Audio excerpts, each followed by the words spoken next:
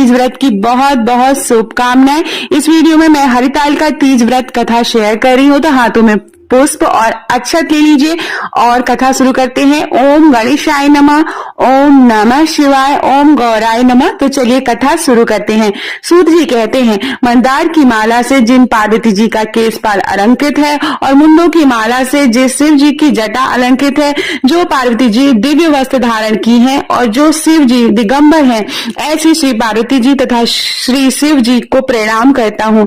रमणी कैलाश पर्वत के शिखर पर बैठी हुई श्री पार्वती जी कहती हैं, हे महेश्वर, हमें कोई गुप्त व्रत या पूजन बताइए जो सब धर्मों से सरल हो, जिसमें परिश्रम भी कम करना पड़े लेकिन फल अधिक मिले। हे नाथ, यदि आप मुझ पर प्रसन्न हो तो यह विधान बताइए। हे प्रभु, किस तप व्रत या दान आदि मध्य और अंत रहित आप जैसे महाप्रभु को हम प्राप्त हुए हैं।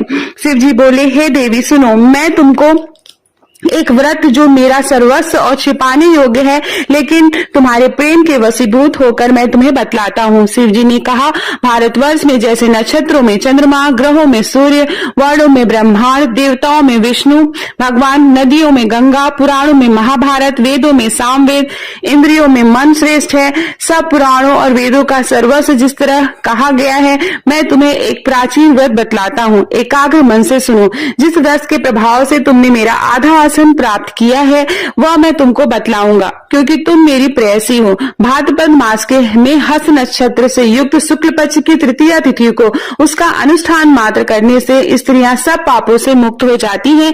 हे देवी, तुमने आज से बहुत दिनों पहले हिमालय पर्वत पर इस व्रत को किया था। यह वृत्तांत मैं तुम्हें कहूंगा। पार्वती जी ने पूछा, हे नाथ, मैंने क्यों यह व्रत किया था, यह सब आपके मुख से सुनना चाहती हूँ। उत्तर की ओर एक बड़ा रमणीक और पर्वतों में श्रेष्ठ हिमवान नामक पर्वत है। उसके आसपास तरह तरह की भूमियां, तरह तरह के वृक्ष उस पर लगे हुए हैं। नाना प्रकार के पक्षी और अनेक प्रकार के पशु उस पर निवास करते हैं। वहां पहुंचकर गंधर्वों के साथ बहुत से देवता, सिद्ध, चारण, पक्षीगण सर्वदा प्रसन्न मन से विचरते हैं। वहां पहुंचकर गंधर्व गाते हैं, अप्सराएं नाचती हैं। उस पर्वतराज के कितने ही शिखर ऐसे हैं जिनमें स्फटिक, रत्न और वैदुर मणि आदि की खानें भरी हैं। यह पर्वत ऊंचा तो इतना अधिक है कि मित्र के घर की तरह समझकर आकाश का स्पर्श किए रहता है। उसके समस्त शिखर सदैव हिम से आच्छादित रहते हैं और गंगा जल की ध्वनि सदा सुनाई देती रहती है। हे पार्वती, तुमने बाल्यकाल में उसी पर्वत पर तपस्या की थी। 12 वर्षों तक तुम उल्टी टंग कर वहां धुआं पीकर रही। 64 वर्षों तक सूखे पत्ते खाकर रही। माघ मास में तुम जल में बैठी रहती और वैशाख की दोपहरिया में पंचाग्नि तापती थी। श्रावण महीने में जल बरसता तो तुम भूखी प्यासी रहकर मैदान में बैठी रहती थी। तुम्हारे पिता इस तरह के कष्ट सहन को देखकर बड़े दुखी हुए। वे चिंता में पड़ गए कि मैं अपनी कन्या किसको दूं। उसी समय नारद जी वहां आ पहुंचे। मुनि श्रेष्ठ नारद जी उस समय तुम्हें देखने गए थे। नारद जी को देखकर गिरि ने अर्घ्य, पाद्य, आसन आदि देकर उनकी पूजा की और कहा, हे स्वामी, आप किस लिए आए हैं? मेरा अहोभाग्य है, आपका आगमन मेरे लिए अच्छा है। नारद जी ने कहा, हे पर्वतराज सुनो, मैं भगवान विष्णु का भेजा हुआ आपके पास आया हूँ। आपको चाहिए कि यह योग्य कन्या रत्न किसी योग्य वर को दे। भगवान विष्णु के समान योग्य वर ब्रह्मा, इंद्र और शिव इनमें से कोई नहीं है। इसलिए मैं यही कहूंगा कि आप अपनी कन्या भगवान विष्णु को ही दे दें। हिमवान ने कहा, भगवान विष्णु स्वयं मेरी कन्या ले रहे हैं और आप यह संदेश लेकर आए हैं तो मैं उन्हें अपनी कन्या दूंगा। हिमवान की इतनी बात सुनकर मुनिराज नारद आकाश में विलीन हो गए। वे पीताम्बर, शक्र, चक्र और गदाधारी भगवान विष्णु के पास पहुंचे। वहां हाथ जोड़कर नारद जी ने भगवान विष्णु से कहा, हे देव सुनिए, मैंने आपका विवाह पक्का करा दिया। उधर हिमवान ने पार्वती के पास जाकर कहा कि हे पुत्री, मैंने तुम्हें भगवान विष्णु को दे डाली। तब पिता की बात सुनकर तुम बिना उत्तर दिए ही वहां अपनी सखी के साथ घर चली गई। वहीं जमीन पर पड़कर तुम बहुत दुखी होते हुए विलाप करने लगी। तुमको इस प्रकार विलाप करते हुए देखकर सखी बोली, तुम क्यों इतनी दुखी हो? इसका कारण बताओ। तुम्हारी जो कुछ इच्छा होगी मैं यथाशक्ति उसको पूरा करने की चेष्टा करूंगी, इसमें कोई संशय नहीं है। पार्वती जी बोली, मेरी जो कुछ अभिलाषा है उसे तुम प्रेम पूर्वक सुनो। मैं एकमात्र शिव जी को अपना पति बनाना चाहती हूँ, इसमें कुछ भी संशय नहीं है। मेरे इस विचार को पिताजी ने ठुकरा दिया है, इससे मैं अपने शरीर का त्याग दूंगी। पार्वती जी की इस बात को सुनकर सखियों ने कहा कि शरीर का त्याग न करो। चलो किसी ऐसे वन में चले जहाँ पिता को पता न लगे। ऐसी सलाह कर तुम वैसे वन में जा पहुंची। उधर तुम्हारे पिता घर घर तुम्हें खोजने लगे, दूतों द्वारा भी खबर लेने लगे और कौन देवता या किन्नर मेरी पुत्री को हर ले गया है। उन्होंने मन ही मन कहा कि मैं नारद जी के आगे प्रतिज्ञा कर चुका हूँ कि मैं अपनी पुत्री भगवान विष्णु को दूंगा। ऐसा सोचते सोचते हिमवान मूर्छित हो गए।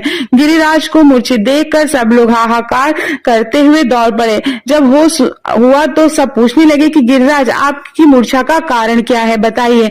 हिमवान ने कहा, आप लोग मेरे दुख का कारण सुने। न मालूम कौन मेरी कन्या को हर ले गया है। ऐसा नहीं हुआ कि उसे किसी काले सांप ने काट लिया या सिंह खा गए होंगे। हाय हाय, मेरी बेटी कहाँ गई? किसी दुष्ट ने मेरी पुत्री को मार डाला। ऐसा कहकर वे वायु के झोंके से कांपते हुए वृक्ष के समान कांपने लगे। इसके बाद हिमवान तुम्हें वन वन खोजने लगे। वह वन भी सिंह, भालू, हिंसक जंतुओं से बड़ा भयानक हो रहा था। तुम भी अपनी सखियों के साथ उस भयानक वन में चलती चलती एक ऐसी जगह जा पहुंची जहाँ एक नदी बह रही थी। उसके रमणीक तट पर एक बड़ी सी कंदरा थी। तुमने उसी कंदरा में आश्रम बना लिया और मेरी एक बालुकामयी प्रतिमा बनाकर अपनी सखियों के साथ निराहार रहकर मेरी आराधना करने लगी। जब भाद्रपद शुक्ल पक्ष की हस्तयुग तृतीया तिथि प्राप्त हुई तब तुमने मेरा विधिवत पूजन किया और रात भर जाकर गीत वेदादि से मुझे प्रसन्न करने में बिताया। उस व्रतराज के प्रभाव से मेरा आसन डगमगा उठा, जिससे मैं तत्काल उस स्थान पर जा पहुंचा जहां पर तुम अपनी सखियों के साथ रहती थी। वहां पहुंचकर मैंने तुमसे कहा कि मैं तुम पर प्रसन्न हूँ, बोलो क्या चाहती हो। तुमने कहा, मेरे देवता, यदि आप मेरे ऊपर प्रसन्न हैं तो मेरे पति बने। मैं तथास्तु कहकर कैलाश पर्वत पर वापस आने पर तुम्हें वहां प्रतिमा नदी में प्रवाहित कर दी और सखियों के साथ उस महाव्रत का पारण किया। हिमवान भी तब तक उस वन में तुम्हें खोजते हुए आ पहुंचे। चारों दिशाओं में तुम्हें खोज करते करते वे व्याकुल हो चुके थे, इसलिए तुम्हारे आश्रम के सम्मुख पहुंचते ही गिर पड़े। थोड़ी देर बाद उन्होंने नदी के तट पर दो कन्याओं को सोते हुए देखा। देखते ही उन्होंने तुम्हें छाती से लगा लिया और विलख कर रोने लगे। फिर पूछा, पुत्री, तुम सिंह, व्याघ्र आदि जंतुओं से भरे इस वन में क्यों आ पहुंची? पार्वती जी ने उत्तर दिया, हे पिताजी, मैंने पहले ही अपने आप को शिव जी के हाथों में सौंप दिया था। आपने मेरी बात टाल दी, इससे मैं यहाँ चली आई। हिमवान ने सांत्वना दी कि हे पुत्री, मैं तुम्हारी इच्छा के विरुद्ध कुछ न करूंगा। वे तुम्हें अपने साथ लेकर घर आए और मेरे साथ तुम्हारा विवाह कर दिए। इसी से तुमने मेरा अर्धासन पाया। तब से आज तक किसी के सामने मुझे यह व्रत प्रकट करने का अवसर प्राप्त नहीं हुआ। हे देवी, मैं यह बताता हूँ कि इस व्रत का हरतालिका नाम क्यों पड़ा। तुमको सखियां हर ले गई थी, इसलिए हरतालिका नाम पड़ा। पार्वती जी ने कहा, हे प्रभु, आपने नाम तो बताया, अब इसकी विधि भी बताइए। इसका क्या पुण्य है, क्या फल है, यह व्रत कौन करे? श्री शिव जी ने पार्वती जी से कहते हैं कि हे देवी, मैंने समस्त स्त्री जाति की भलाई के लिए यह उत्तम व्रत बतलाया है। जो स्त्री अपने सौभाग्य की रचना करना चाहती है वह यत्न पूर्वक यह व्रत करे।